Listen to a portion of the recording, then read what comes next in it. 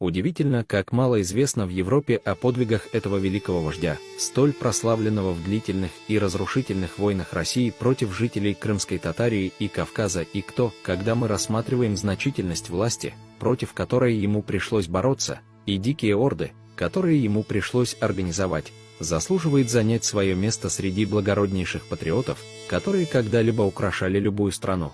Русские, чья темная политика всегда закутывала туманом все, связанное с Кавказом и Крымской Татарией, просто описывают его как некоего Магомета или лжепророка, тогда как историки Персии и Турции с почтением упоминают его военные таланты, чрезвычайную храбрость и преданность делу страны, и всегда представляют его как самого неукротимого и грозного врага, с которым России когда-либо приходилось бороться на Кавказе. И если мы поверили хотя бы наполовину тому, что сообщают нам традиционные песни бардов, он, должно быть, был неким Александром в доблести, Лакманом в мудрости и Макиавелли в политике. Действительно, таково благоговение татар, черкесов и лезгинов к его памяти, что даже к сегодняшнему дню самый незначительный след, который принадлежал ему, ценится как драгоценность. Каждое из его убежищ на Кавказе, мало того, каждое место, где он поселялся на временное жительство, считается святым. Покорение Крымской Татарии в 1781 году России повергло галантный дух этого великого вождя в отчаяние, и он уединился от мира в этом месте, где он жил как отшельник, до тех пор, пока повторяющиеся захваты Кавказа России не заставили его взяться за оружие, и, продемонстрировав чудеса доблести в этом соперничестве, он был захвачен генералом Гудовичем при осаде Анапы.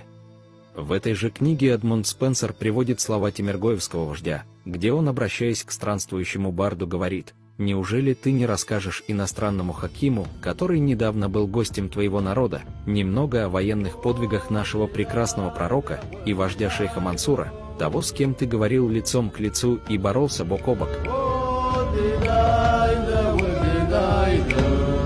طبغ ومطخر شبذا وما واخر غنى وزوق حرر بشعوى وما وثن زيدا وشرش غاجة يما زتا صاغر زاق وطباشو شيخ منصور با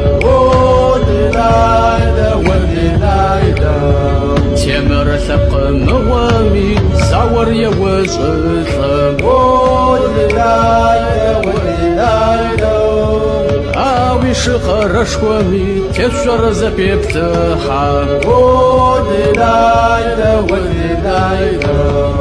هراد زد زشكومي برشتق فازم شاتو ويبخغ وشربيم يا جاذبة وينحاث وجمع وشربيم بسويخ ويتخوز نغا وشم وويك ودتاغا جاوروي بيامي نخاجو بزويقوا أزبزغا آخري خرو يوبت زواب معروفة ما عسان خبزة ومزيقوا شكشان تزوج لوي شيخ منصور با